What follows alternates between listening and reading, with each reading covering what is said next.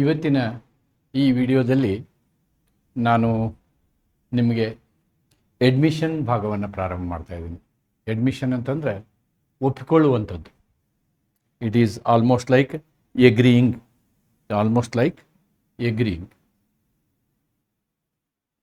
ಇಲ್ಲಿ ಈ ಒಂದು ಸೆಕ್ಷನ್ ನಿಮಗೆ ಒಪ್ಪಿಕೊಳ್ಳುವಿಕೆ ಅಥವಾ ಅಡ್ಮಿಷನ್ ಅಂತ ಹೇಳ್ತೀವಿ. It is covered under these sections, section 15 to section 25, and particularly in this section 15 defines what is admission. 16, 17 and 18 we will find roughly around 7 type of admissions. 5 are in this only. Remaining 2 we will find in 17 and 18. These are the types of admissions. ವಿಧಗಳು ಇವನ್ನೆಲ್ಲ ನೋಡ್ತೀವಿ ನಾವು. We will see all these things. So now first let us see that in this video I am discussing section 15, if possible section 16. Other section we will see in the next video. ಇಲ್ಲಿ ಇದೆಲ್ಲದಕ್ಕಿಂತಲೂ ಮುಖ್ಯವಾಗಿ ಈ admission ಅಂತಕ್ಕಂಥ ಕಾನ್ಸೆಪ್ಟನ್ನು, there is a concept called admission and there is a concept called confession. All these things I will try to clear first before entering into the sections, and in between we will be seeing some case laws. ಕೆಲವೊಂದು ಪ್ರಕರಣಗಳನ್ನು ನಾವು ನೋಡ್ತೀವಿ. ಆದ್ದರಿಂದ ನಾವು first let us understand the concept of admission. ಏನು admission ಅಂತಂದರೆ, especially admission is defined in section 15 specifically. Admission is nothing but a statement. ಯಾವುದೇ ಒಬ್ಬ ವ್ಯಕ್ತಿ ಹೇಳುವಂತಹ ಹೇಳಿಕೆ. ಆದರೆ ಎಲ್ಲ ಹೇಳಿಕೆಗಳು ಒಪ್ಪಿಕೊಳ್ಳುವಿಕೆ ಅಲ್ಲ. ಯಾವುದೇ ಒಂದು ವಿಷಯ ಕೋರ್ಟಿನ ಮುಂದೆ ಬಂದಾಗ ಆ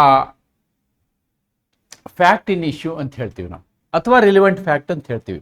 ಅವುಗಳ ಬಗ್ಗೆ ಒಪ್ಪಿಗೆ ಸೂಚಿಸೋದು. Either it may be fact in issue, ವಿವಾದಿತ ಪ್ರಶ್ನೆ, or it may be relevant fact. ಇವುಗಳ ಬಗ್ಗೆ ಒಪ್ಪಿಗೆ ಸೂಚಿಸೋದು, ಇವಕ್ಕೆ ನಾವು ಅಡ್ಮಿಷನ್ ಅಂತ ಹೇಳ್ತೀವಿ. An admission is a voluntary statement. This is very important. Voluntary statement, ಸ್ವಯಂ ಪ್ರೇರಿತ ಹೇಳಿಕೆ ಅಂತ ಹೇಳ್ತೀವಿ. ಬೈ ವಿಚ್ ದ ಮೇಕರ್, ಯಾರು ಆ ಹೇಳಿಕೆಯನ್ನು ಮಾಡ್ತಾರೋ ಅವನು ಒಪ್ಕೊಳ್ತಾನೆ, agrees to the existence of certain fact. ಹೌದು, ಇದೊಂದು ತಥ್ಯ ಇದೆ ಅಂತಕ್ಕಂಥದ್ದನ್ನು ಅವನು ಒಪ್ಕೊಳ್ತಾರೆ. Which is a fact in issue or a relevant fact. ಅದು ಒಂದು ಫ್ಯಾಕ್ಟ್ ಇನ್ ಇಶ್ಯೂ ಬಗ್ಗೆ ಅವನು ಒಪ್ಪಿಗೆ ಕೊಡ್ಬೋದು, ಅಥವಾ ರಿಲಿವೆಂಟ್ ಫ್ಯಾಕ್ಟ್ ಬಗ್ಗೆ ಅವನು ಒಪ್ಪಿಗೆ ಕೊಡ್ಬೋದು. ಸಂಬಂಧಿತ ತಥ್ಯದ ಬಗ್ಗೆ ಹೌದು ಅಂತ ಹೇಳ್ಬೋದು, ಅಥವಾ ವಿವಾದಿತ ಪ್ರಶ್ನೆಯನ್ನೇ ಹೌದು ಅಂತ ಒಪ್ಕೊಳ್ಬೋದು. That is admission. Okay. Relevant fact asserted by the opponent. ಬೇರೆ ಪಕ್ಷಗಾರ, ವಿರೋಧ ಪಕ್ಷಗಾರ ಏನು ಹೇಳಿಕೆಯನ್ನು ಕೊಡ್ತಾನೋ ಅಥವಾ ಏನು ಅಸರ್ಟ್ ಮಾಡ್ತಾನೋ, ನನಗಿದಾಗಬೇಕು, ನನಗಿದು ಬೇಕು, ನಂದಿದು ಹಕ್ಕು, ಅಥವಾ ನನಗಿಷ್ಟು ಡ್ಯಾಮೇಜ್ ಬರಬೇಕು ಅಥವಾ ಪರಿಹಾರ ಬರಬೇಕು ಅಂತ ಏನು ಹೇಳ್ತಾನೋ ಅದಕ್ಕೆ ಇನ್ನೊಂದು ಪಾರ್ಟಿ ಏನು ಮಾಡ್ಬೋದು, ಒಪ್ಪಿಗೆ ಕೊಡುವಂಥದ್ದನ್ನು ನಾವೇನಂತೀವಿ, ಅಡ್ಮಿಷನ್ ಅಂತೀವಿ. By admission the person waves the necessity of producing evidence to prove the fact. ಒಮ್ಮೆ ಒಪ್ಕೊಂಡ್ಮೇಲೆ ಅದರ ಬಗ್ಗೆ ಮತ್ತೆ ಸಾಕ್ಷ್ಯಗಳನ್ನು ಕೊಡುವ ಪ್ರಶ್ನೆ ಬರೋದಿಲ್ಲ ಅನ್ನೋದನ್ನು ನಾವಿಲ್ಲಿ ಗಮನಿಸಬೇಕು. ಒಪ್ಪಿಕೊಳ್ಳುವುದು ಎಂದರೆ ಹೇಳಿಕೆ ನೀಡುವ ವ್ಯಕ್ತಿಯು ಸ್ವಯಂ ಪ್ರೇರಿತವಾಗಿ ಕೆಲವು ವಾಸ್ತವಗಳ ಅಸ್ತಿತ್ವವನ್ನು ಒಪ್ಪಿಕೊಳ್ಳುವಂತಹ ಒಂದು ಸ್ಟೇಟ್ಮೆಂಟ್, ಒಂದು ಹೇಳಿಕೆ.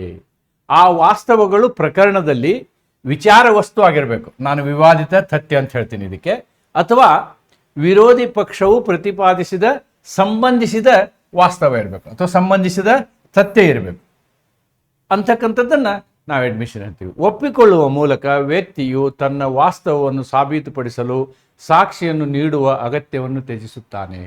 ಒಮ್ಮೆ ಒಪ್ಪಿಕೊಂಡಂತಹ ವಿಷಯದ ಮೇಲೆ ಮತ್ತೆ ಸಾಕ್ಷ್ಯ ತರುವಂತಹ ಪ್ರಶ್ನೆ ಬರುವುದಿಲ್ಲ ಅನ್ನೋದನ್ನು ನಾವಿಲ್ಲಿ ನೋಡಬೇಕು. ದ ಜನರಲ್ ರೂಲ್ ನೋಡಿ, ಸಾಮಾನ್ಯವಾಗಿ ಯಾವುದೇ ಒಂದು ವಿವಾದ ಇದ್ದಾಗ ಒಪ್ಕೊಳ್ಳೋದಿಲ್ಲ. ಅಪೋಸಿಟ್ ಪಾರ್ಟಿ ಯಾವಾಗಲೂ ಏನು ಹೇಳ್ತಾನೆ, ಇಲ್ಲ ಸ್ವಾಮಿ ಅದು ಸುಳ್ಳು ಅಂತ ಹೇಳ್ತಾನೆ. That is the general rule. General rule is nobody will give self-harming statements. Nobody will give self-harming statements. General rule is that no one will give self-harming statement. ಹೇಳಿಕೆಯನ್ನು ತನಗೆ ತೊಂದರೆ ಆಗುವಂಥ ಹೇಳಿಕೆಯನ್ನು ಯಾರು ಕೊಡೋದಿಲ್ಲ. As the statement is against his own interest. ಅವನ ಸ್ವಹಿತಾಸಕ್ತಿಗೆ ಅದು ವಿರುದ್ಧವಾಗಿರ್ತದೆ. It is believed to be person is making true and such admissions are received as evidence in the court of law. ಆದಾಗ್ಯೂ ಆ ವ್ಯಕ್ತಿ ಅಂತಹ ಒಂದು ವಿವಾದಿತ ಪ್ರಶ್ನೆಯನ್ನು ಒಪ್ಪಿಕೊಳ್ಳುವಂತಹ ಸಂದರ್ಭದಲ್ಲಿ ಸಾಮಾನ್ಯವಾಗಿ ಕೋರ್ಟ್ ಏನು ಮಾಡ್ತದೆ, ಹೌದು ಅವನು ನಿಜ ಹೇಳ್ತಿರ್ಬೇಕು, ಅವನ ಹೇಳಿಕೆ ಸರಿ ಅಂಥೇಳಿ ಅಂತಹ ಒಂದು ಒಪ್ಪಿಗೆಯ ಹೇಳಿಕೆಯನ್ನು ನ್ಯಾಯಾಲಯ ನೇರವಾಗಿ ಅಂಗೀಕಾರ ಮಾಡ್ತದೆ. ಮಾಡಬೇಕಂತೇನಿಲ್ಲ. It can naturally it will accept, but not as a rule. What a party himself admits to be true. ಒಬ್ಬ ಪಕ್ಷಗಾರ ಅದು ಸತ್ಯ ಅಂತ ಹೇಳಿ ಒಪ್ಕೊಳ್ತಾನೆ ಅಂತಂದರೆ may reasonably be presume to be so. ಹಾಗಿದ್ರೆ ಓಕೆ, ಒಂದು ವಿವಾದಿತ ವಸ್ತುವಿನ ವಿಷಯದಲ್ಲಿ ವಿವಾದವನ್ನು ಅಲ್ಲಿಗೆ ಪೂರ್ಣಗೊಳಿಸ್ಬೋದಲ್ಲ. ದೋ ನಾಟ್ ಕನ್ಕ್ಲೂಸಿವ್. ಆದರೆ ಇದೇ ಕನ್ಕ್ಲೂಸಿವ್ ಅಂತ ಹೇಳೋಕ್ಕಾಗಲ್ಲ. ಯಾಕೆ ಅಂತಂದರೆ ಅವನು ಕೊಡುವಂಥ ಹೇಳಿಕೆ ಯಾರ್ದೋ ಹೆದರಿಕೆಯಿಂದ ಇರ್ಬೋದು. ಅಂಥ ಸಂದರ್ಭದಲ್ಲಿ ಅದನ್ನು ತೆಗೆದುಕೊಳ್ಳಿಕ್ಕಾಗೋದಿಲ್ಲ. An admission is the best evidence against party making it. ಯಾವ ವ್ಯಕ್ತಿ ಒಪ್ಪಿಗೆಯನ್ನು ಕೊಡ್ತಾನೆ, ಆ ಒಪ್ಪಿಗೆ ಕೊಟ್ಟಂತಹ ಹೇಳಿಕೆ ಇದೆಯಲ್ಲ, ಅವನ ವಿರುದ್ಧ ಅದು ಅತ್ಯುತ್ತಮವಾದ ಸಾಕ್ಷ್ಯ. ಅವನ ವಿರುದ್ಧ ವರ್ಕ್ ಮಾಡ್ತದೆ ಅದು. Admission of A statement is actually working against the person who is making the statement, who is admitting it. ಸಾಮಾನ್ಯ ವಿಷಯವೆಂದರೆ ಯಾರೂ ತಮ್ಮ ಸ್ವಂತ ಹಿತಾಸಕ್ತಿಗೆ ಹಾನಿ ಉಂಟು ಮಾಡುವ ಹೇಳಿಕೆಯನ್ನು ಮಾಡುವುದಿಲ್ಲ. ತಮ್ಮ ಸ್ವಂತ ಹಿತಾಸಕ್ತಿಗೆ ವಿರುದ್ಧವಾಗಿರುವ ಹೇಳಿಕೆ ಮಾಡಿದರೆ ಆ ವ್ಯಕ್ತಿ ಸತ್ಯವನ್ನೇ ಹೇಳುತ್ತಿದ್ದಾನೆ ಎಂದು ನ್ಯಾಯಾಲಯ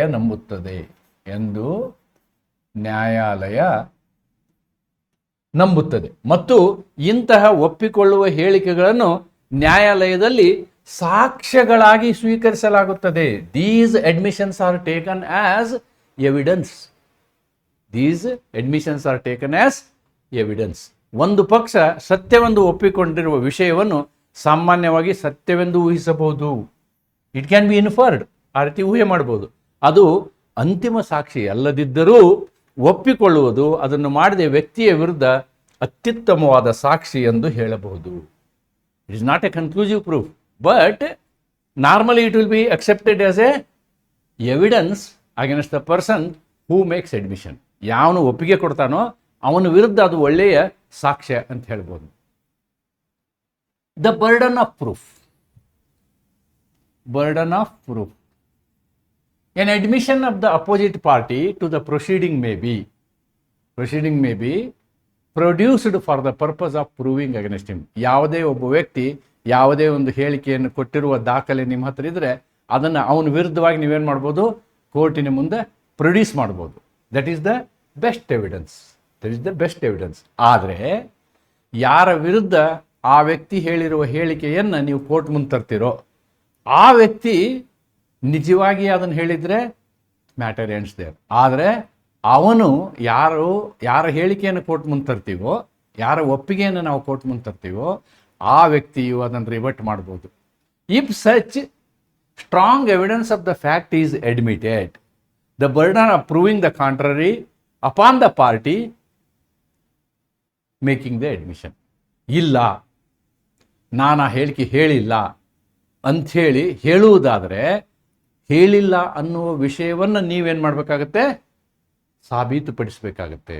ಹೀ can do this by giving satisfactory explanation.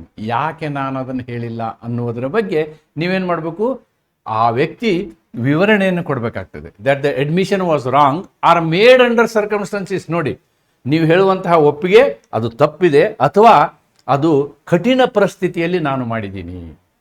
ನನಗೆ ಬಂದೂಕು ಹಿಡ್ಕೊಂಡು ಹೇಳಿ ಹೆದರಿ ಒಪ್ಪಿಗೆ ಪತ್ರ ಬರೆಸಿಕೊಂಡಿದ್ದಾರೆ. ಅಂತಹ ಸಂದರ್ಭ, ಅಂತಹ ಹೇಳಿಕೆಗಳನ್ನು ಅವನು ಕೊಡಬೇಕಾಗ್ತದೆ. ಬಹಳಷ್ಟು ಒತ್ತಡದಲ್ಲಿ ನನ್ನನ್ನು ಒಪ್ಪುವಂತೆ ಮಾಡಿರುವರು ಎನ್ನುವುದನ್ನು ನೀವು ಸಾಬೀತುಪಡಿಸಬೇಕು. Then the burden of proof is on the person who is making statement of admission. ಇದು ಅಲ್ಲ ಅನ್ನೋದನ್ನು ಅವನೇ ಪ್ರೂವ್ ಮಾಡಬೇಕಾಗ್ತದೆ. ಪುರಾವೆಯ ಹೊರೆ ಸಾಬೀತು. ಪ್ರಕ್ರಿಯೆಯಲ್ಲಿ ವಿರುದ್ಧ ಪಕ್ಷ ಮಾಡಿದ ಒಪ್ಪಿಕೊಳ್ಳುವ ಹೇಳಿಕೆಯನ್ನು ಅವನ ವಿರುದ್ಧ ಸಾಬೀತುಪಡಿಸಲು ಬಳಸಬಹುದು.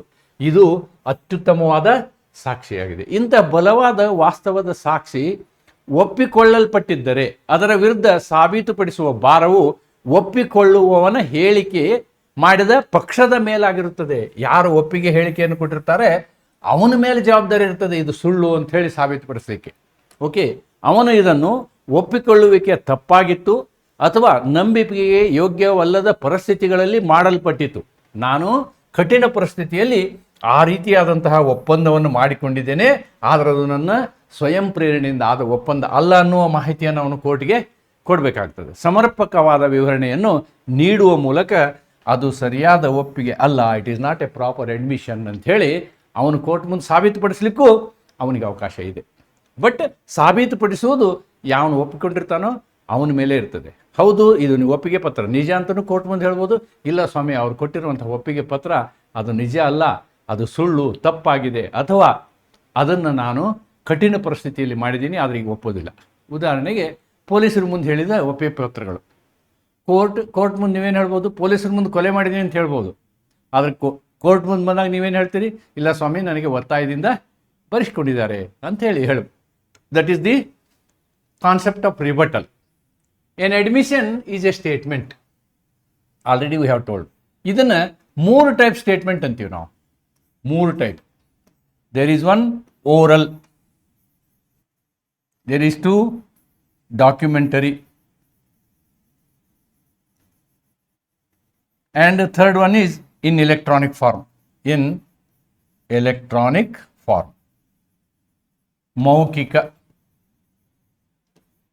ಮೌಖಿಕ ದಾಖಲೆ ರೂಪದ ಅಥವಾ ಇಲೆಕ್ಟ್ರಾನಿಕ್ ಪದ್ಧತಿಯಲ್ಲಿ. ಎಲೆಕ್ಟ್ರಾನಿಕ್ ಪದ್ಧತಿಯಲ್ಲಿ ಅಂತಂದರೆ it may B in the hard disk, the statement may be in a computer, the statement may be in the form of a email, the statement may be in the form of a WhatsApp message. All ಈ ಎಲ್ಲ electronic ಸಾಧನಗಳ ಮುಖಾಂತರವೂ ಕೂಡ ನೀವು ಒಪ್ಪಿಗೆಯನ್ನು ಮಾಡಿರ್ಬೋದು. ಅದನ್ನು ಕೂಡ court ಏನು ಮಾಡುತ್ತೆ, ತಗೊಳುತ್ತೆ. ಇದರಲ್ಲಿ 2 ಪ್ರಕಾರಗಳು. ಇದರಲ್ಲಿ ಒಪ್ಪಿಗೆಯಲ್ಲಿ 2 ಪ್ರಕಾರಗಳು. ಒಂದು ಜುಡಿಷಿಯಲ್ ಅಂದರೆ ನ್ಯಾಯಾಂಗದ ಎದುರಿಗೆ ಒಪ್ಕೊಳ್ಳುವಂಥದ್ದು. ಇನ್ನೊಂದು ಎಕ್ಸ್ಟ್ರಾ ಜುಡಿಷಿಯಲ್, ನ್ಯಾಯಾಂಗದಿಂದ ಹೊರಗಡೆ ನ್ಯಾಯಾಂಗೇತರ ಒಪ್ಪಿಗೆ.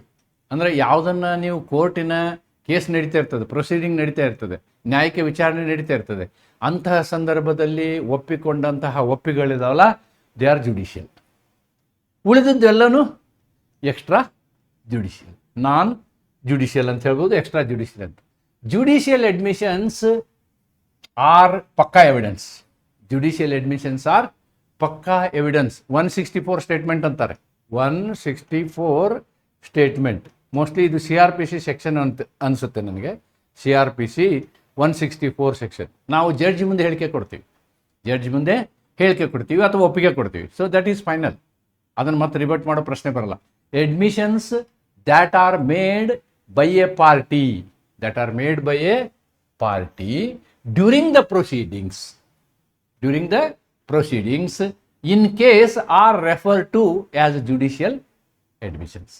ನ್ಯಾಯಿಕ ಪ್ರಕ್ರಿಯೆ ನಡೆಯುವ ಸಂದರ್ಭದಲ್ಲಿ ಒಪ್ಪಿಗೆ ಹೇಳಿಕೆಗಳನ್ನು ಕೊಟ್ಟಂತಹ ಹೇಳಿಕೆಗಳು, ಪಕ್ಷಗಾರರ ಹೇಳಿಕೆಗಳು judicial admissions. It is binding. Important is it is binding. ಅದನ್ನು ನೀವು ಮತ್ತೆ ಅಲ್ಗಳೆಯೋಕ್ಕಾಗಲ್ಲ. You cannot say no afterwards. For example, you have said something in a plaint. ಒಂದು ಅರ್ಜಿಯಲ್ಲಿ, ದಾವೆ ಪತ್ರದಲ್ಲಿ ನೀವು ಒಂದು ಹೇಳಿಕೆಯನ್ನು ಕೊಟ್ಟಿದ್ದೀರಿ. ಅದು ಒಪ್ಪಿಗೆ ಇರ್ತದೆ. ಹೇಳಿಕೆಯ ರೂಪದಲ್ಲಿ ಸ್ಟೇಟ್ಮೆಂಟ್ ಇರ್ತದೆ, ಒಪ್ಪಿಗೆ ರೂಪದಲ್ಲಿ ಹೇಳಿಕೆ ಇರ್ತದೆ.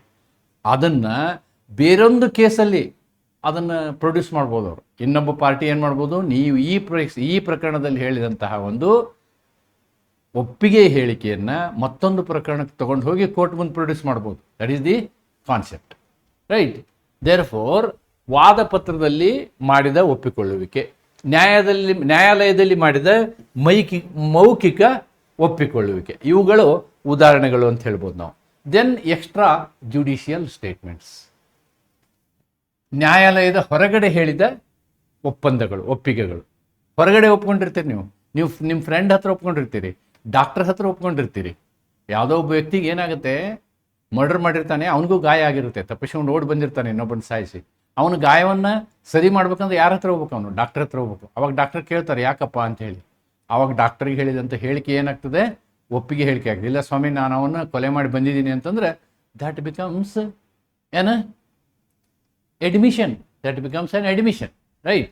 Admissions are informal in nature and do not appear on the records of the case, are referred to as extrajudicial. ಕೋರ್ಟಿನ ವ್ಯವಹಾರಗಳಲ್ಲಿ ಇವು ದಾಖಲಾಗಿರುವುದಿಲ್ಲ, ಆದ್ದರಿಂದ ನಾವು ಓಕೆ ಅಂತೀವಿ extra judicial. These informal extra judicial admissions will have the effect, ನೋಡಿ, will have the effect only where the doctrine of estoppel is applicable. The doctrine of estoppel ಅಂದರೆ ಒಮ್ಮೆ ಹೇಳಿಕೆ ಹೇಳಿದ ಮೇಲೆ ಅದಕ್ಕೆ ಹಿಂದೆ ಹೋಗೋದಿಲ್ಲ, ಅದಕ್ಕೆ ಡಾಕ್ಟ್ರಿನ್ ಆಫ್ estoppel ಅಂತೀವಿ. A forced dated cheque, example ನೋಡಿ, a forced dated cheque in satisfaction of ಡೆಫ್ಟ್ amounts to admission. A has given loan to B. So B gives check, loan of say 10K. B gives a check for 10K. So this is admission. This check itself is treated as admission. 10 ಲಕ್ಷಕ್ಕೆ ನೀವು check ಬರ್ಕೊಟ್ಟಿದ್ದೀರಿ ಅಂದರೆ 10 ಲಕ್ಷ ಸಾಲ ತಗೊಂಡಿದ್ದೀರಿ. ಸಾಲವನ್ನು ತೆಗೆದುಕೊಂಡಿರುವ ಬಗ್ಗೆ ನೀವು ಒಪ್ಪಿಗೆ ಕೊಟ್ಟ ಹಾಗೆ ಅನ್ನುವಂತಹ ಒಂದು ಎಕ್ಸಾಂಪಲ್ ನಾನು ನಿಮ್ಮ ಮುಂದೆ, ಅನೇಕ ಎಕ್ಸಾಂಪಲ್ಗಳಿದ್ದಾವೆ, ಇದು ಒಂದನ್ನು ನಾನು ನಿಮ್ಮ ಮುಂದೆ ತೆಗೆದುಕೊಂಡು ಬಂದಿದ್ದೀನಿ. Then there are two things. Admission ಅಂದರೆ ಒಪ್ಕೊಳ್ಳೋದು, ಕನ್ಫೆಷನ್ ಅಂದ್ರೂ ಒಪ್ಕೊಳ್ಳೋದು. ಕನ್ಫೆಷನ್ ಅಂದ್ರೂ ಒಪ್ಕೊಳ್ಳೋದು. ನೋಡಿ, in English law the term admission is used in civil cases, and the term confession is used in criminal cases. The term confession is used in criminal cases. ಅಂದರೆ ಈ ಒಪ್ಪಿಕೊಳ್ಳುವ ಪ್ರಕ್ರಿಯೆಯಲ್ಲಿ ಒಪ್ಪಿಕೊಳ್ಳುವಂತಹ ಪ್ರಸಂಗ ಅದು ದಿವಾನಿ ಪ್ರಕರಣ ಆಗಿದ್ದರೆ, ಸಿವಿಲ್ ಪ್ರಕರಣ ಆಗಿದ್ದರೆ ಅದಕ್ಕೆ ನಾವು ಅಡ್ಮಿಷನ್ ಅಂತೀವಿ. ಅದಕ್ಕೇನಂತೀವಿ? ಅಡ್ಮಿಷನ್ ಅಂತೀವಿ. ಆದರೆ ಅದೇ ವಿಷಯ ನೀವು ದಂಡನೀಯ ಅಪರಾಧದಲ್ಲಿ ಆರೋಪಿಯಾಗಿದ್ದರೆ ಅಂತಹ ಸಂದರ್ಭದಲ್ಲಿ ಅಂತಹ ಆರೋಪವನ್ನು ನಾನೇ ಮಾಡಿದ್ದೀನಿ ಅಂತ ಹೇಳಿ ಒಪ್ಪಿಕೊಳ್ಳುವಂತಹ ಒಂದು ಪ್ರಕ್ರಿಯೆಗೆ ಕನ್ಫೆಷನ್ ಅಂತ ಹೇಳ್ತಾರೆ.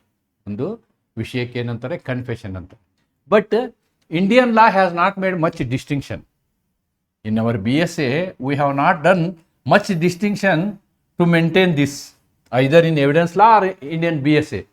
ನೀವು BSA ಅಂತಲೂ ಹೇಳ್ಬೋದು, ಆರ್ ಇನ್ BSA ಎರಡು ಒಂದೇ. ಓಕೆ, ಎರಡರಲ್ಲೂ ಕೂಡ ನಾವು ಅಡ್ಮಿಷನ್ ಅನ್ನುವಂತಹ ಪದವನ್ನು ಮಾತ್ರ ಅದಕ್ಕೆ ಮಹತ್ವ ಕೊಟ್ಟಿದ್ದೀವಿ. ಆಮೇಲೆ ಅಷ್ಟೇ ಅಲ್ಲ, ನಾವು ಕನ್ಫೆಷನ್ ಬಗ್ಗೆ ಮಾತಾಡಿದ್ವಿ, ಶಬ್ದಗಳು ಕನ್ಫೆಷನ್ ಬರ್ತವೆ, ಎಲ್ಲಿ ನಮ್ಮ BSAನಲ್ಲಿ ಬರ್ತವೆ ಕನ್ಫೆಷನ್ ಅಂತಕ್ಕಂಥ ಶಬ್ದ. ಆದರೆ ಕನ್ಫೆಷನ್ ಅಂದರೆ ಏನು ಅಂತ ಹೇಳಿಲ್ಲ. ಆದರೆ ಅಡ್ಮಿಷನನ್ನು ನಾವು ಡಿಫೈನ್ ಮಾಡಿದ್ದೀವಿ. ಒಪ್ಪಿಕೊಳ್ಳುವಿಕೆ ಅಂತ ಏನು ಹೇಳ್ತೀವಿ, ಇದನ್ನು ಸೆಕ್ಷನ್ 15ರಲ್ಲಿ ನಾವು ಡಿಫೈನ್ ಮಾಡಿದ್ದೀವಿ. We have defined this in section 15. The act uses the word confession, it has not been defined. ನಮ್ಮ ಕಾನೂನಿನೆಲ್ಲ ಕನ್ಫೆಷನ್ ಶಬ್ದವನ್ನು ಉಪಯೋಗ ಮಾಡಿದ್ದೀವಿ, ಆದರೆ ಅದರ ವ್ಯಾಖ್ಯಾನವನ್ನು ಮಾಡಿಲ್ಲ. ಬಟ್ ಅಡ್ಮಿಷನ್ನ ವ್ಯಾಖ್ಯಾನವನ್ನು ಮಾಡಿದ್ದೀವಿ. ಒಪ್ಪಿಕೊಳ್ಳುವಿಕೆ ಅಂತಕ್ಕಂಥ ಶಬ್ದದ ವ್ಯಾಖ್ಯಾನವನ್ನು ನಾವು ಮಾಡಿದ್ದೀವಿ. Now I am coming to section 15. Section 15 ಏನು ಹೇಳುತ್ತೆ ಅಂತಕ್ಕಂಥದ್ದನ್ನು ನಾವು ಇಲ್ಲಿ ನೋಡೋಣ. We will see. An admission is a statement, oral or documentary, or contained in relevant fact, and which is made by any of the persons and under the electronic form, which suggests any inference as to any fact in issue or circumstances hereinafter mentioned. First, let me clarify what is this hereinafter mentioned. Hereinafter mentioned means in the subsequent sections. ಇನ್ನು ಮುಂದೆ ಬರುವಂತಹ 16, 17, 18, 25 ತನಕ ಏನು ಬರ್ತವೆ, ಇಲ್ಲಿ ಹೇಳಿದಂತಹ, ಇಲ್ಲಿ ನಮೂದಿಸಿದಂತಹ ಏನು ಸೆಕ್ಷನ್ಗಳಲ್ಲಿ ಹೇಳಿದ್ದೀವಿ ಅವುಗಳನ್ನೆಲ್ಲ ನಾವೇನಂತೀವಿ, ಎಡ್ಮಿಷನ್ ಅಂತೀವಿ ಅಂತ. Admission is a statement here and after mentioned, ಇಷ್ಟೇ ಓದ್ಬೋದು ನಾವು. Admission is a statement here and after mentioned ಅಂತಂದರೆ ಈ ಮುಂದೆ ಹೇಳಲಾದ ಕಲಮುಗಳಲ್ಲಿ ಬರುವಂತಹ ಏನು ನಾವು ಹೇಳಿಕೆಗಳನ್ನು ಕ್ಲಾಸಿಫೈ ಮಾಡಿದ್ದೀವಿ ಅವುಗಳನ್ನೆಲ್ಲವನ್ನು ನಾವೇನಂತ ತಗೊಳ್ತೀವಿ, ಒಪ್ಪಿಗೆ ಎಂದು ತೆಗೆದುಕೊಳ್ತೀವಿ, ಒಪ್ಪಿಗೆಯ ಸಾಕ್ಷ್ಯಗಳೆಂದು ತೆಗೆದುಕೊಳ್ತೀವಿ ಅಂತ ಅದರ ಅರ್ಥ. ಆಮೇಲೆ ಇವುಗಳ ಪ್ರಕಾರನ ಹೇಳ್ತಾನೆ ಅಲ್ಲಿ. ಅಗೇನ್ ಅಡ್ಮಿಷನ್ ಅಂದರೆ ಏನೇನು, ಎಂಥ ಪ್ರಕಾರ? ದಟ್ ಮೇ ಬಿ ಓರಲ್, ಮೌಖಿಕ, ದಟ್ ಮೇ ಬಿ ಡಾಕ್ಯುಮೆಂಟರಿ, ಅದೊಂದು ಡಾಕ್ಯುಮೆಂಟ್ ಆಗಿರ್ಬೋದು, ದಾಖಲೆ ಇರ್ಬೋದು, or content in a relevant fact and which is made by any of the persons and under the electronic form. It may be in the form of electronic way, okay, which suggests any inference. ಆದರೆ ಆ ಒಂದು ಹೇಳಿಕೆ ಹೇಗಿರಬೇಕು, ನಮಗೆ ಸಂಬಂಧಪಟ್ಟಂತಹ fact in ಇಶ್ಯೂಗಾಗಲಿ ಅಥವಾ relevant fact ಆಗಲಿ ಸಂಬಂಧ ಇರಬೇಕು. Inference as to any fact in issue or circumstances, any fact in issue ಅಥವಾ ಅದಕ್ಕೆ ಸಂಬಂಧಪಟ್ಟಂತಹ ಸಂದರ್ಭಗಳು, ಅವುಗಳಿಗೆ ಸಂಬಂಧಿಸಿದಂತಹ ಒಂದು ಪ್ರಕ್ರಿಯೆ ಆಗಿರಬೇಕು ಅನ್ನೋದನ್ನು ನಾವು ಸೆಕ್ಷನ್ 15ನಲ್ಲಿ ನೋಡ್ತೀವಿ. ದೆನ್ ಇದರ ಎಕ್ಸ್ಪ್ಲನೇಷನ್ ಸೆಕ್ಷನ್ 15ಅನ್ನು ನಾವು ಅನಲೈಸಿಸ್ ಮಾಡೋದಾದರೆ ಏನು ಮಾಡ್ಬೋದು? The section defines admission as a statement oral documentary which suggests inference as to any fact in issue or relevant fact. Admission is defined should be a statement that may be oral, documentary or electronic form. The word statement is not defined in this act. ನೋಡಿ, ಇದನ್ನು statement ಅಂದ್ರೆ ಏನು ಅಂತ ಹೇಳಿ ಇಲ್ಲಿ ಹೇಳಿಲ್ಲ. Statement ಅಂದ್ರೆ ಏನು ಅಂತ ಹೇಳಿ ಇಲ್ಲಿ ಹೇಳಿಲ್ಲ. For example, if I draw A when diagram like this, all these are statements. ಎಲ್ಲ ಇವು ಹೇಳಿಕೆಗಳು ಅಂತ ತಗೊಂಡ್ರೆ ನಾವು ಹೇಳಿಕೆಗಳು, ಎಲ್ಲ ಹೇಳಿಕೆಗಳು ಅಡ್ಮಿಷನ್ ಅಲ್ಲ, ಹೇಳಿಕೆಗಳು. ಇದರಲ್ಲಿ ಕೆಲವು ಮಾತ್ರ ಏನಾಗ್ಬೋದು, ದೇ ಮೇ ಬಿ ಅಡ್ಮಿಷನ್ಸ್.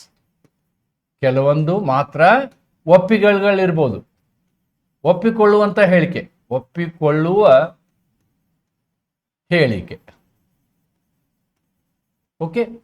ಆಮೇಲೆ ಇದಲ್ಲದೆ ಇನ್ನೂ ಕೆಲವನ್ನ ನಾವೇನಂತೀವಿ, ಕನ್ಫೆಷನ್ ಅಂತೀವಿ. ಎಲ್ಲ ಕನ್ಫೆಷನ್ಗಳು ಅಡ್ಮಿಷನ್ಸೇ. ಕನ್ಫೆಷನ್ ಅಂದರೆ ಅಪರಾಧವನ್ನು ಒಪ್ಪಿಕೊಳ್ಳುವುದು,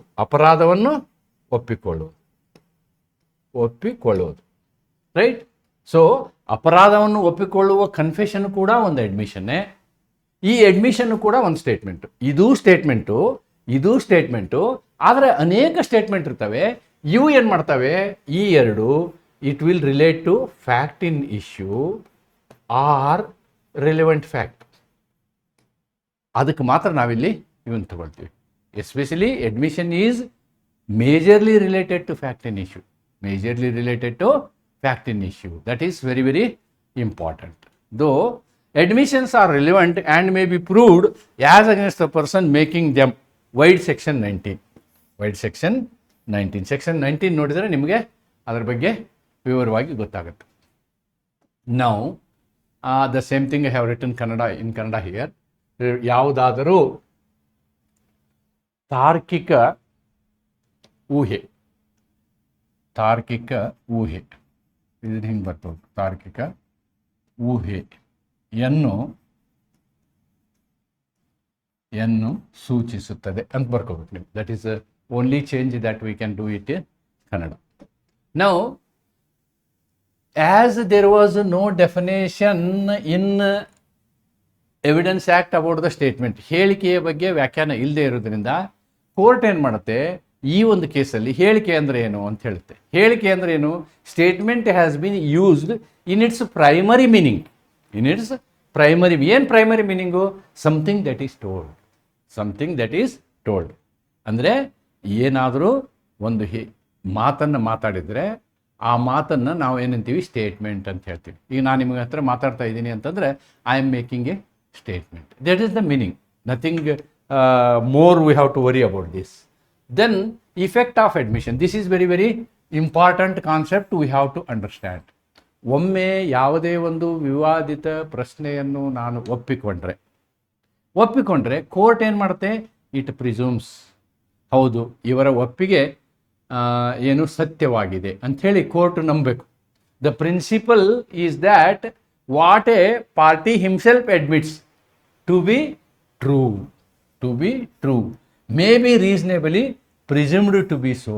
ಆದ್ದರಿಂದ ಅದನ್ನು ನಾವು ಹೌದು ಸತ್ಯವೆಂದು ಒಪ್ಪಿಕೊಳ್ಳಬಹುದು. And until the presumption is rebutted. ಎಲ್ಲಿವರೆಗೆ ಅದು ಸತ್ಯ ಅಂತೇಳಿ ಕೋರ್ಟ್ ನೋಡುತ್ತೆ? ಎಲ್ಲಿವರೆಗೆ ಯಾವ ವ್ಯಕ್ತಿ ಹೇಳಿಕೆಯನ್ನು ಒಪ್ಪಿಗೆಯನ್ನು ಕೊಟ್ಟಿರ್ತಾನೋ ಅವನು ಅದನ್ನು ವಿರೋಧಿಸುವುದಿಲ್ಲವೋ, ಅವನು ವಿರೋಧಿಸದೇ ಇದ್ದರೆ ಆ ಹೇಳಿಕೆ ಸತ್ಯವಾದ ಹೇಳಿಕೆ ಎಂದು ನ್ಯಾಯಾಲಯವು ಪರಿಗಣಿಸುತ್ತದೆ. ಆದರೆ ಅವನಿಗೆ ವಿರೋಧಿಸಲಿಕ್ಕೆ ಅವಕಾಶ ಇದೆ. It is a rebuttable evidence. Admission is a rebuttable evidence. He can rebut it.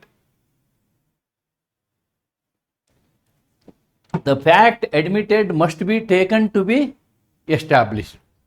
The effect of such admission is that it shifts the onus on the person admitting. ನೋಡಿ, ಇದರ ಪರಿಣಾಮ ಏನು ಅಂತಂದರೆ, ಒಮ್ಮೆ ಒಪ್ಪಿಗೆಯನ್ನು ಕೊಟ್ಟ ಮೇಲೆ ಆ ಒಪ್ಪಿಗೆಯನ್ನು ಕೊಟ್ಟಂತಹ ವ್ಯಕ್ತಿಯ ಮೇಲೆ ಜವಾಬ್ದಾರಿ ಇದೆ. ಏನು? ಹೌದು ಅಂತ ಹೇಳೋದು ಅಥವಾ ಅದು ಸುಳ್ಳು ಅಂತ ಹೇಳೋದು. ಸುಳ್ಳು ಅಂತ ಹೇಳೋದಾದ್ರೆ ಸುಳ್ಳು ಅನ್ನೋದನ್ನು ಅವನೇನು ಮಾಡಬೇಕು? ಸಾಬೀತುಪಡಿಸಬೇಕು. Admitting the fact to prove that the admitted fact was not true. ನೀವೇನು ಹೇಳ್ತೀರಿ, ನಾನು ಒಪ್ಕೊಂಡಿದ್ದೀನಿ ಅಂಥೇಳಿ ಅದು ಸತ್ಯ ಅಲ್ಲ ಅಂತ ಹೇಳುವಂಥದ್ದು ಆ ಹೇಳಿಕೆ ಕೊಟ್ಟ ವ್ಯಕ್ತಿಯ ಜವಾಬ್ದಾರಿಯಾಗಿರುತ್ತದೆ ಅನ್ನೋದು ಇದರ ಅರ್ಥ. That is the meaning of it. Then silence is not admission. ನೋಡಿ, ನೆನ್ಪಿಟ್ಕೊಳ್ಳಿ, ಸುಮ್ಮನೆ ಇದ್ದಾನೆ ಅಂತಂದರೆ ಹೌದು ಇವನು ಮಾಡಿದ್ದಾನೆ ಒಪ್ಕೊಂಡಿದ್ದಾನೆ ಅಂತ ಅರ್ಥ ಅಲ್ಲ. ನಾವು ಸಾಮಾನ್ಯ ಆಡು ಭಾಷೆಯಲ್ಲಿ ಮನೇಲಿ ನಡೀತದೆ, 10 ಪ್ರಶ್ನೆ ಕೇಳಿದ್ರು ಬಾಯಿ ತೆಗೆಯೋದಿಲ್ಲ. ಆವಾಗ ಇವನು ತಪ್ಪು ಮಾಡಿದ್ದಾನೆ ಅಂಥೇಳಿ ತಂದೆ ತಾಯಿ ಏನು ಮಾಡ್ತಾರೆ? ಪ್ರಿಸ್ಯೂಮ್ ಮಾಡ್ತಾರೆ. But law is not presuming like that. Silence is not a admission ಅಂಥೇಳಿ ಲಾ ಹೇಳುತ್ತೆ. Silence or non issuance of reply. ಒಂದು ನೋಟಿಸ್ ಕೊಡ್ತಾರೆ, ನೋಟಿಸ್ ಉತ್ತರ ಕೊಡಲಿಲ್ಲ ಅಂದರೆ ನೀವೇನು ತಿಳ್ಕೊಬೇಕು? ಅವನು ಒಪ್ಕೊಂಡಿದ್ದಾನೆ ಅಂತ ತಿಳ್ಕೊಳ್ಳೋಂಗಿಲ್ಲ. That is not permitted under Bharatiya Sakshya Adhiniyam. Right? Cannot be termed as admission under section 15. Under section 15 ಯಾಕೆ ಹೇಳಿ? ಸೆಕ್ಷನ್ 15 ಸೇಸ್ ದೇರ್ ಆರ್ ಓನ್ಲಿ 3 class of evidence. Silence is not evidence. The admission must be orally told. Admission must be in the form of a document. Admission must be in the form of a electronic form. ಅದು ಮೌಖಿಕವಾಗಿರಬೇಕು, ಇಲ್ಲವೇ ದಾಖಲೆಯ ರೂಪದಲ್ಲಿರಬೇಕು, ಇಲ್ಲ electronic ರೂಪದಲ್ಲಿರಬೇಕು. ಇವು ಮೂರನ್ನು ಮಾತ್ರ ನಾವು ಏನಂತ ತಗೊಳ್ತೀವಿ? ಒಪ್ಪಿಕೊಳ್ಳುವಿಕೆ ಅಂತ ತಗೊಳ್ತೀವಿ. ಏನು? ಮೌನವನ್ನು ನಾವು ಒಪ್ಪಿಕೊಳ್ಳುವಿಕೆ ಅಂತ ತೆಗೆದುಕೊಳ್ಳುವುದಿಲ್ಲ ಅನ್ನೋದನ್ನು ನೀವು ಗಮನದಲ್ಲಿಟ್ಕೋಬೇಕು. Yes, admission in plaint. ನೋಡಿ, ಅಂದರೆ ನಾವು ಯಾವುದಾದ್ರೂ ಒಂದು ವಾದಪತ್ರದಲ್ಲಿ, ಪ್ಲೇಂಟ್ ಅಂದರೆ ವಾದಪತ್ರ ಅಂತ ಹೇಳ್ತಾರೆ. ವಾದಪತ್ರದಲ್ಲಿ ಏನೋ ಒಂದು ಒಪ್ಪಿಗೆ ಹೇಳಿಕೆಯನ್ನು ಕೊಟ್ಟಿರ್ತೀವಿ ಅಂತ ಇಟ್ಕೊಳ್ಳಿ. ಒಪ್ಪಿಗೆ ಹೇಳಿಕೆಯನ್ನು ನಾವು ಕೊಟ್ಟಿದ್ರೆ ಅದು ಏನಾಗುತ್ತೆ? That becomes a evidence in some other suit also ಅನ್ನೋದನ್ನು ಈ ಪ್ರಕರಣದಲ್ಲಿ ಹೇಳ್ತಾರೆ. ಬಸಂತ ಸಿಂಗ್ ವರ್ಸಸ್ ಜಾನಕಿ ಸಿಂಗ್ ಪ್ರಕರಣದಲ್ಲಿ section 17 is equivalent to section 15 of BSA. This is BSA. This is Evidence Act 1872, BSA 2023. ಎರಡು ಒಂದೇ. Makes no distinction between admission made by a party in a pleading and other admissions. ಅಂದರೆ ಪ್ಲೀಡಿಂಗಿನಲ್ಲಿ ಒಪ್ಪಿಕೊಂಡಂತಹ ವಿಷಯವನ್ನು ನಾವು ಏನಂತ ತಗೊಳ್ತೀವಿ? Admission ಅಂತ ತಗೊಳ್ತೀವಿ. Under the Indian law, an admission made by a party in a plaint signed and verified by him may be used as evidence against him in other suits. ಬೇರೆ ದಾವೆಗಳಲ್ಲಿಯೂ ಕೂಡ ಯಾವುದೋ ಒಂದು ದಾವೆಯಲ್ಲಿ ಮಾಡಿದಂತಹ ಒಪ್ಪಿಗೆಯನ್ನು ಅವರು ಸಾಕ್ಷ್ಯವನ್ನಾಗಿ ಪರಿಗಣಿಸಬಹುದು ಅನ್ನೋದನ್ನು ನಾವು ಈ ಪ್ರಕರಣದಿಂದ ಕಾಣಬಹುದು. The same thing is in Kannada. Yes, non conclusive proof. ಒಮ್ಮೆ ಒಬ್ಬ ವ್ಯಕ್ತಿ ಅಡ್ಮಿಷನ್ನ ಒಪ್ಕೊಂಡ ಅಂತ ಇಟ್ಕೊಳ್ಳಿ, ಅಂದರೆ ಒಪ್ಪಿಗೆಯ ರೂಪದಲ್ಲಿ ಹೇಳಿಕೆಯನ್ನು ಕೊಟ್ಟ ಅಂತ ಇಟ್ಕೊಳ್ಳಿ, ಅದನ್ನೇ ನಾವು ಫೈನಲ್ ಅಂತ ತಗೋಬಾರ್ದು. That itself cannot be a final evidence, conclusive, ನಿರ್ಧಾರ ಮಾಡಿಕೊಳ್ಳುವಂತಹ ಸಾಕ್ಷ್ಯ ಅದು ಅಲ್ಲ. A judgment on admission is a process of expeditious disposal of a civil litigation in a summary manner, avoid prolonged procedures. Normally ಏನು ಮಾಡ್ತಾರೆ ಅಂದರೆ, civil ಕೇಸಲ್ಲಿ opposite party ಬಿಟ್ಟರೆ ಟ್ರಯಲ್ ನಡೆಸೋದಿಲ್ಲ, ಮುಂದೆ ವಿಚಾರಣೆ ನಡೆಸೋದಿಲ್ಲ. ಅವಾಗ ಏನು ಮಾಡ್ತಾರೆ, ಅವನ ಒಪ್ಪಿಗೆ ಪತ್ರವನ್ನು ತೆಗೆದುಕೊಂಡು ಕೇಸ್ ಅಲ್ಲಿಗೆ ಕ್ಲೋಸ್ ಮಾಡ್ತಾರೆ. They will give a decree on that itself. Admissions have to be, ನೋಡಿ, admissions have to be clear if they are to be used against a person making them. ಯಾವುದೇ ಒಂದು ಒಪ್ಪಿಗೆ ಹೆಂಗಿರ್ಬೇಕಂದ್ರೆ ಸ್ಫುಟವಾಗಿರಬೇಕು, ಅದರಲ್ಲಿ ಯಾವುದು ಸಂಶಯ ಕಾಣಬಾರ್ದು, ಅಂದರೆ ಮಾತ್ರ ನಾವು ಅದನ್ನು ಅಡ್ಮಿಷನ್ ಅಂತ ತಗೊಳ್ತೀವಿ. Admissions R substantive evidence themselves in view of section 15 and section 19 of the act.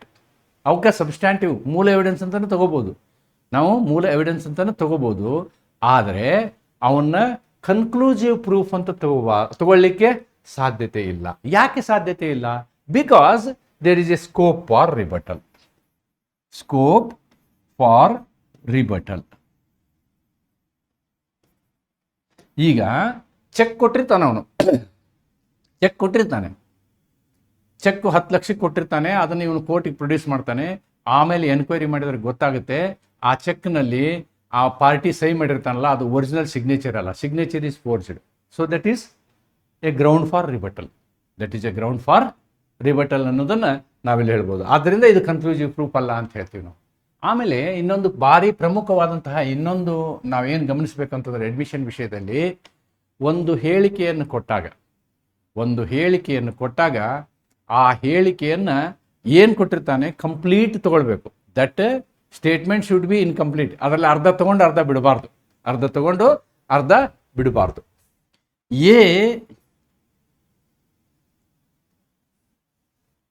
A threatened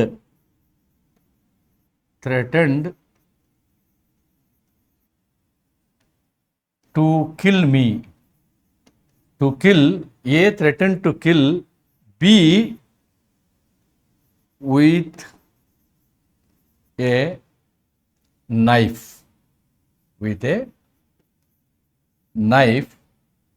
and B in self-protection, protecting shot and killed A. ಇಲ್ಲಿ ನೀವು ಎವಿಡೆನ್ಸನ್ನು ಶಾರ್ಟ್ ಆ್ಯಂಡ್ ಕಿಲ್ಡ್ ಎ ಅಂತ ಇಷ್ಟನ್ನೇ ತಗೊಂಡ್ರೆ, B short and killed A ಅಂತ ಇಷ್ಟನ್ನೇ ತಗೊಂಡ್ರೆ, it amounts to murder. ನೋಡಿ, ಇಷ್ಟನ್ನೇ ತಗೊಂಡ್ರೆ ಹಂಗೆ part ತಗೊಳಕ್ಕಾಗಲ್ಲ ಅಂತ ನೀವೇನು ಮಾಡಬೇಕು, ಅವನ ಹೇಳಿಕೆ ಸಂಪೂರ್ಣ ಹೇಳಿಕೆಯನ್ನು ತೆಗೆದುಕೊಳ್ಬೇಕು. ಸಂಪೂರ್ಣ ಹೇಳಿಕೆಯನ್ನು ಪಾರ್ಟ್ ತಗೊಂಡ್ರೆ ಏನಾಗುತ್ತೆ, ಅನ್ಯಾಯ ಆಗುವ ಸಾಧ್ಯತೆ ಇರ್ತದೆ. ಯಾವುದೇ ಒಂದು ಒಪ್ಪಿಗೆಯನ್ನು ಕಂಪ್ಲೀಟ್ ಆಗಿ ನೀವು ಸಾಕ್ಷ್ಯವನ್ನಾಗಿ ತೆಗೆದುಕೊಳ್ಬೇಕೇ ಹೊರತು ಪಾರ್ಟ್ ತಗೊಳ್ಳೋಂಗಿಲ್ಲ ಅನ್ನೋದನ್ನು ನಾವು ಈ Hanumant versus state of Madhya Pradesh ಪ್ರಕರಣದಲ್ಲಿ ಕಾಣ್ತೀವಿ. ಏನು ಹೇಳ್ತದೆ, a admission made by a person whether amounting to a confession or not cannot be split up and part of it used against him. ಅದರಲ್ಲಿ ಅರ್ಧನ ಉಪಯೋಗ ಮಾಡಿಕೊಂಡು ಅವನ ವಿರುದ್ಧ ಯೂಸ್ ಮಾಡೋಕ್ಕೆ ಬರಲ್ಲ. An admission must be used either as a whole or not at all. ನೀವು ಅದನ್ನು ಬೇಕಂದರೆ ಕಂಪ್ಲೀಟಾಗಿ ಯೂಸ್ ಮಾಡ್ಬೋದು, ಆದರೆ ಪಾರ್ಟ್ ಯೂಸ್ ಮಾಡೋಕ್ಕಾಗಲ್ಲ ಅಂತ. ಅದೇ ಎಕ್ಸಾಂಪಲ್ ನಾನು ಇಲ್ಲಿ ಕೊಟ್ಟಿದ್ದೀನಿ. I have given the same example here. You cannot use part, you have to use it in full ಅಂತಕ್ಕಂಥದ್ದನ್ನು ಈ ಪ್ರಕರಣದಲ್ಲಿ ಹೇಳಲಾಗುತ್ತೆ. This is what is told here. Now we are coming to section 16.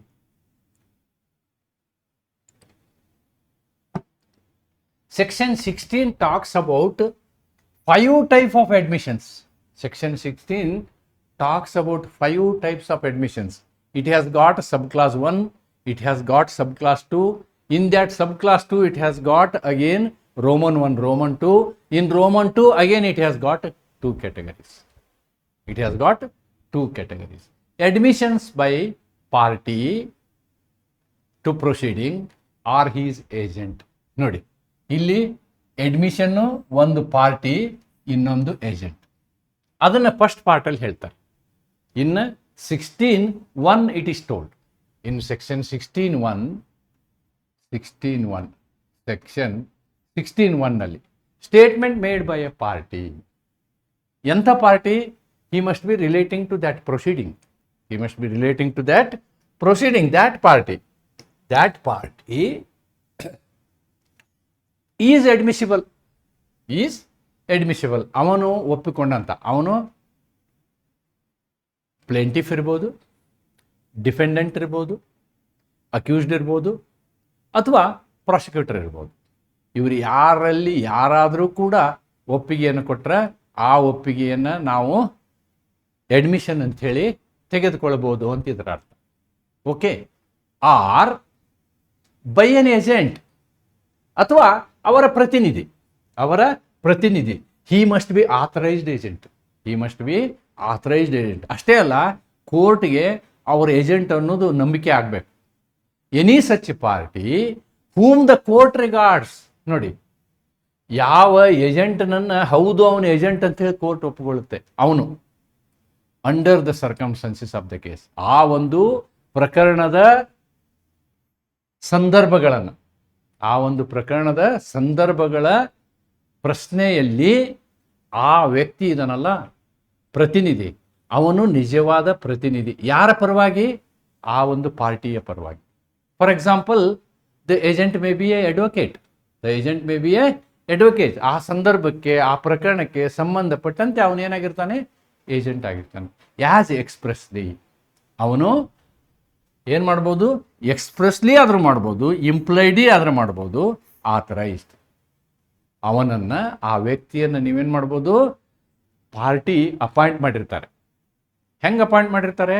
ಲಿಖಿತ ರೂಪದಲ್ಲಿ, ಮೌಖಿಕ ರೂಪದಲ್ಲಿ, expressly. What is ಇಂಪ್ಲೈಡ್ಲಿ? By his action. ಅವನ ಒಂದು ಪ್ರಕ್ರಿಯೆಗಳಿಂದ ಅನ್ಬೋದು, ಓ ಈ ವ್ಯಕ್ತಿ ಅವರ ಏಜೆಂಟು ಅಂಥೇಳಿ ಅನಿಸ್ಬೋದು. ಅಂಥ ಏಜೆಂಟು ಕೂಡ. Therefore number 1 is party, number 2 is agent. This is in 16(1). Now I will come to 16(2). Statement made by these persons. ಯಾವಾಗ? During the continuance of the interest. ಇಲ್ಲೇನು ಹೇಳಿದೀವಲ್ಲ, ಆ ಇಂಟ್ರೆಸ್ಟ್ಗಳು ಇವರ ಹತ್ತಿರ ಇರಬೇಕು. ಅಂಥ ಇಂಟ್ರೆಸ್ಟನ್ನು ಇವರು ಹೊಂದಿರಬೇಕು. ಈ ಎಲ್ಲ ಜನ ಇದಾರಲ್ಲ ಇದರಲ್ಲಿ ಹೇಳುವಂಥವ್ರು, ಅವ್ರು ಹೊಂದಿರಬೇಕು. ಅವನ್ನೂ ಕೂಡ ನಾವೇನು ಮಾಡ್ತೀವಿ? ಅಡ್ಮಿಷನ್ಸ್ ಅಂತ ತೊಗೊಳ್ತೀವಿ. ಅವರು ಹೇಳಿದಂಥ ಹೇಳಿಕೆಗಳನ್ನು ನಾವೇನು ಮಾಡ್ತೀವಿ? ಅಡ್ಮಿಷನ್ ಅಂತ ತೊಗೊಳ್ತೀವಿ. ಯಾರ್ಯಾರು? ನಂಬರ್ 1 16(2)(1) ಇದು 16(2)(1) ಈಸ್ ದಿಸ್ 16(2)(1). 16(2)(1) ಏನು ಹೇಳ್ತೀವಿ ನಾವು? A party being sued or sued is parties to suits suing or sued. ಎಂಥ ಕೆಪಾಸಿಟಿಯಲ್ಲಿ? ಇನ್ a representative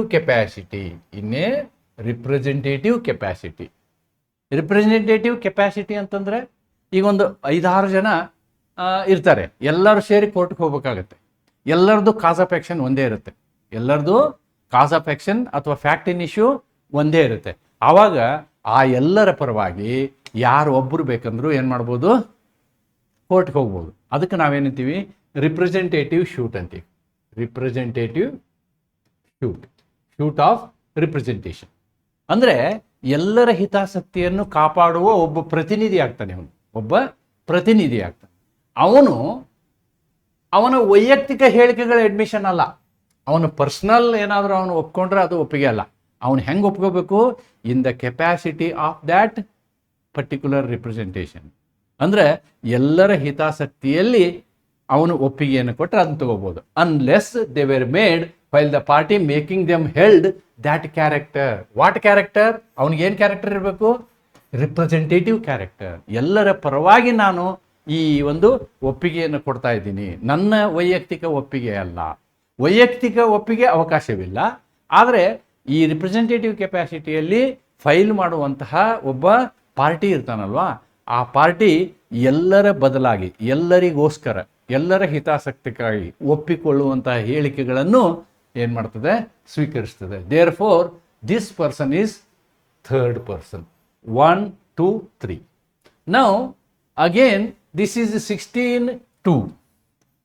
16:2 has got again two parts, A and B. Has got two parts, A and B. ಏನಲ್ಲಿ ಯಾರು ಹೇಳ್ತಾರೆ ನೋಡೋಣ. ಏನಲ್ಲಿ ಏನು ಹೇಳ್ತಾರೆ? Persons. Persons. Here this person is A third person. This person is A third person, not the state forward. ಇಲ್ಲಿವರೆಗೆ ನೋಡಿ, he was also a party or on behalf of the party. Here also he is a party in the shoot. He is a party in the shoot. ಇಲ್ಲಿ ತನಕ this is all okay. But ಇಲ್ಲಿ ಏನಾಗುತ್ತೆ ಅಂದರೆ 16:2 ನಲ್ಲಿ person who have any proprietary or pecuniary interest. ಅವ್ರಿಗೇನಿರ್ಬೋದು, proprietary ಅಂದರೆ ಆಸ್ತಿಯ ವಿಷಯದಲ್ಲಿ ಆ ಹಿತಾಸಕ್ತಿ ಇರ್ಬೋದು, ಅಥವಾ ಅದಕ್ಕೆ ಸಂಬಂಧಿಸಿದ ದುಡ್ಡಿನ ವಿಷಯದಲ್ಲಿ ಹಿತಾಸಕ್ತಿ ಇರ್ಬೋದು. ಅಂಥ ಮೂರನೇ ವ್ಯಕ್ತಿಯು ಕೂಡ okay. In the subject matter ಅಂದರೆ ಯಾವ ವಿಷಯ ಕೋರ್ಟಿನ ಮುಂದೆ ಬಂದಿರುತ್ತೋ ಆ ವಿಷಯದಲ್ಲಿ ಅವರಿಗೆ ಆಸ್ತಿಗೆ ಸಂಬಂಧಪಟ್ಟಂತೆ ಆಗಲಿ, ಹಣಕಾಸಿಗೆ ಸಂಬಂಧಪಟ್ಟಂತೆ ಆಗಲಿ, ಅವ್ರದ್ದು ಅದರಲ್ಲಿ ಹಿತಾಸಕ್ತಿ ಇತ್ತು ಅಂದರೆ okay. And who make statement in their character. ನೋಡಿ, ಅವರು ಆ ಒಂದು ಕ್ಯಾರೆಕ್ಟರ್ನಲ್ಲಿ ಹೇಳಿಕೆಯನ್ನು ಕೊಟ್ಟರೆ ಅವಾಗೇನಾಗುತ್ತೆ, ಅವರೂ ಕೂಡ, ಈ ಪರ್ಸನ್ನು ಕೂಡ ಏನಾಗ್ತಾನೆ, ಇವನು ಎಲಿಜಿಬಲ್ ಆಗ್ತಾನೆ, ಹೇಳಿಕೆ ಕೊಡುವುದಕ್ಕೆ ಎಲಿಜಿಬಲ್ ಆಗ್ತಾನೆ. ಉದಾಹರಣೆ ನಾವು ತೆಗೆದುಕೊಳ್ಳೋದಾದರೆ, there is a father, and this father has son 1, son 2, son 3, son 4, right? In this what happens is, son 3 files a case against father. Son 3 files a case against father. S3 versus father. ಏನು? for partition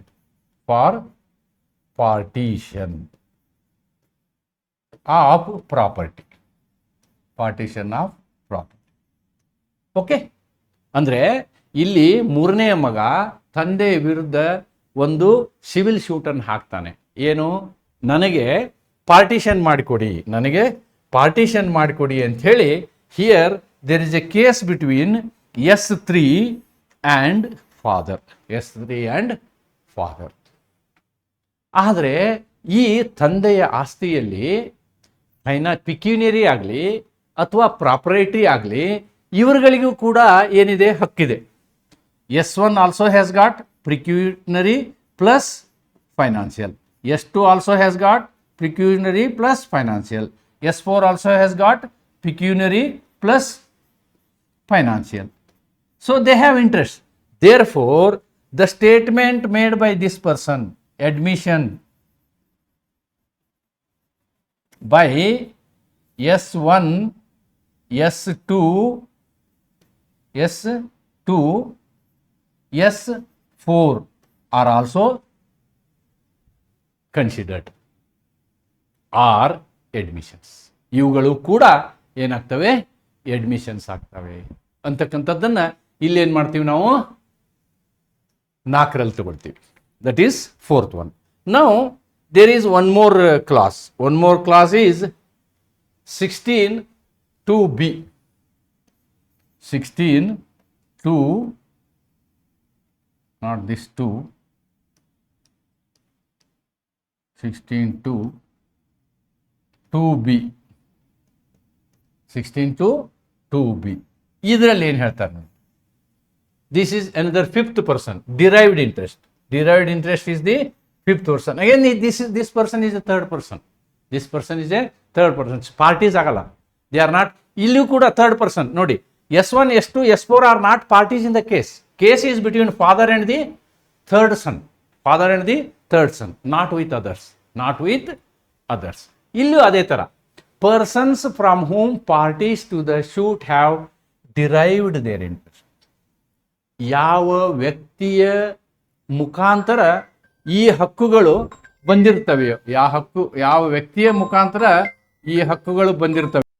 ಈ 16(2)(2)B ನಲ್ಲಿರ್ತಕ್ಕಂಥದ್ದು statement ಹೇಳಿಕೆ ಯಾರಂದ್ರೆ, ಈ ವ್ಯಕ್ತಿ ಯಾರು ಅಂತಂದ್ರೆ, ಯಾವ ವ್ಯಕ್ತಿಯಿಂದ ಆ ಒಂದು ಹಕ್ಕು ನಿಮಗೆ ವರ್ಗಾವಣೆ ಆಗಿರ್ತದೋ, ಯಾವ ವ್ಯಕ್ತಿಯಿಂದ ಆ ಒಂದು ಹಕ್ಕು ನಿಮಗೆ ವರ್ಗಾವಣೆ ಆಗಿರ್ತದೋ ಅಂಥವರ ಹೇಳಿಕೆಯೂ ಕೂಡ ಅಡ್ಮಿಟ್ ಆಗುತ್ತೆ. C, persons from whom the parties to the suit have derived their rights. ಎಂಥ ಪರ್ಸನ್ನು? ಆ ವ್ಯಕ್ತಿಯಿಂದ ನಿಮಗೆ ಹಕ್ಕು ಬಂದಿರಬೇಕು, ಆ ವ್ಯಕ್ತಿಯಿಂದ. Then that is the subject matter of the suit. ಅದು ಏನಾಗಿರಬೇಕು? ನಿಮ್ಮ ವ್ಯಾಜ್ಯದ ವಿಷಯವಾಗಿರಬೇಕು. Or admissions if they are made during the continuance of the interest of the persons making the statements.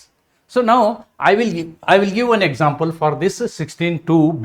16(2)(B ಹೇಗೆ ಅಂತಂದರೆ, now assume that here there is a father. Father had made over the property to their sons. Transferred property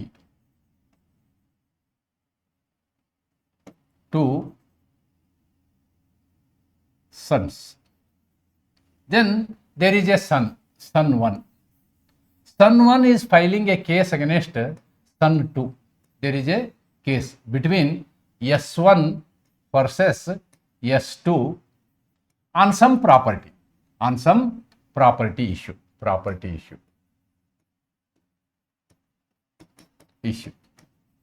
How this property has come to S1 and S2?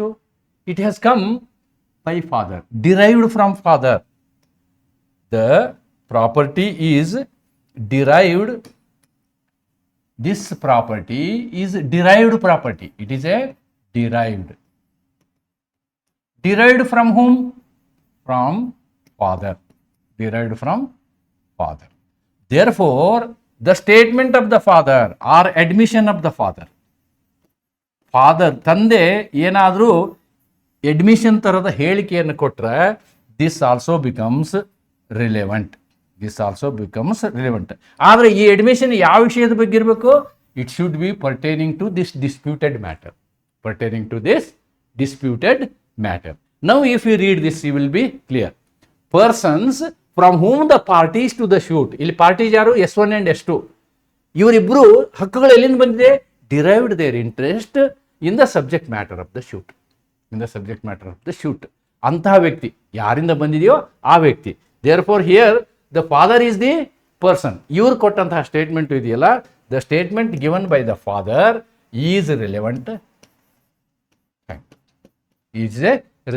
Evidence ಅಂತ ಹೇಳಿ ನಾವು ಈ ರೀತಿ ವರ್ಗೀಕರಣ ಮಾಡ್ಬೋದು. So this is the 5th case. This one is the 5th. ಅಂದರೆ section 16ನಲ್ಲಿ ನಾವೇನು ಮಾಡಿದ್ದೀವಿ ಅಂತಂದ್ರೆ, 5 ವಿಧದ ಜನರುಗಳನ್ನು ತೆಗೆದುಕೊಂಡಿದ್ದೀವಿ.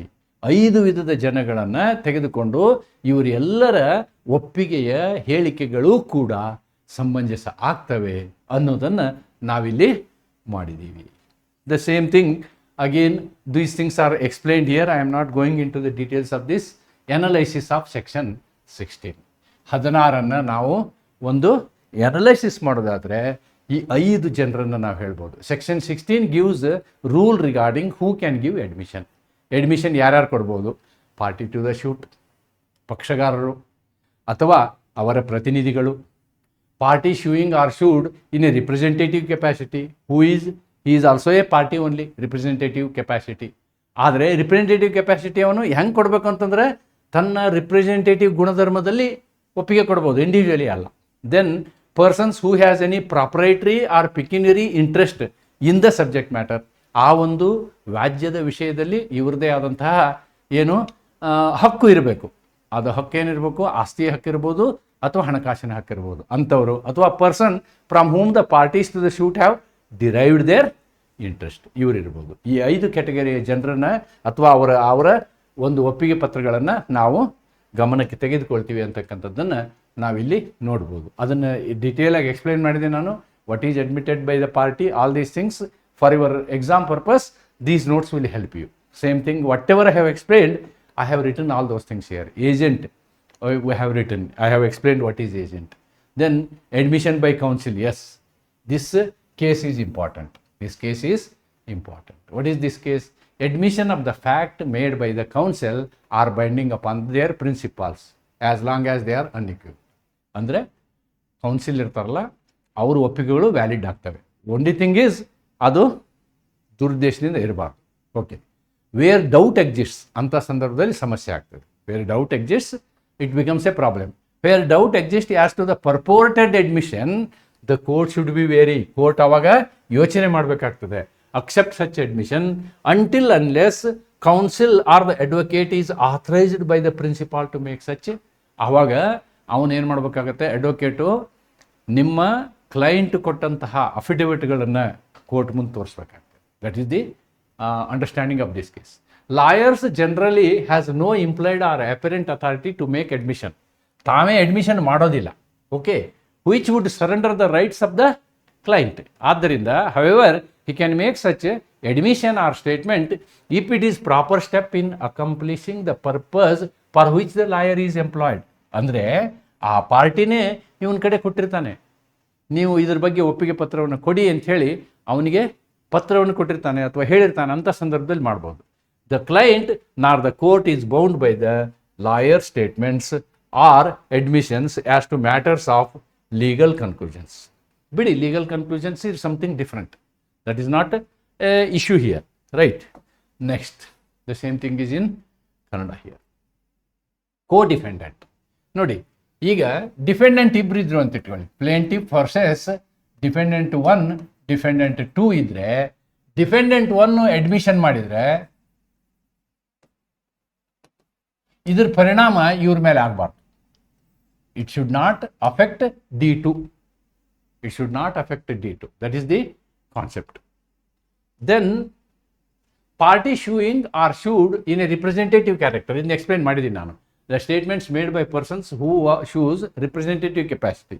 Examples ನೋಡಿ, trustees, receivers, assignees, insolvents estate, executors, ಇವ್ರನ್ನೆಲ್ಲ ನಾವೇನಂತೀವಿ ರಿಪ್ರೆಸೆಂಟೇಟಿವ್ ಕೆಪಾಸಿಟಿನ ಎಕ್ಸಾಂಪಲ್ ಹೇಳ್ಬೋದು.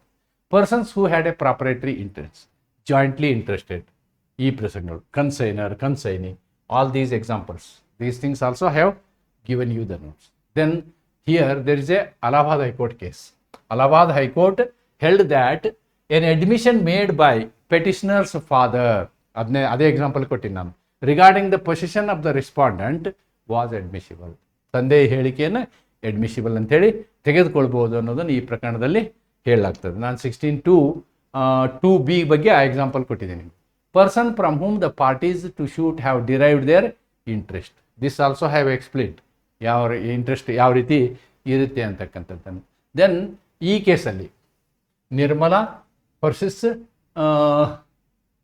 ರುಕ್ಮಿಣಿ ಬಾಯಿ ಪ್ರಕರಣದಲ್ಲಿ ಕರ್ನಾಟಕ ಹೈಕೋರ್ಟ್ ಹೇಳಿದ that admission of A father of A plaintiff that dependent number 1 was his legitimate wife and dependent number 2 to 7 are sons. How they have derived these rights? From the father. Son ಯಾವಾಗ ಆಗ್ತಾನೆ? Is derived from the father. Wife ಯಾವಾಗ ಆಗ್ತಾನೆ? There is a husband. So father's statement is held to be, father's admission is held to be valid. Okay, so legitimate was binding on the plaintiffs under section 18 of the Evidence Act. Now it is 16, as a statement was made by a person from whom the parties to the suit derived their interest. Then, so with this I think I have completed section 15 and 16, and I have not drawn any conclusion.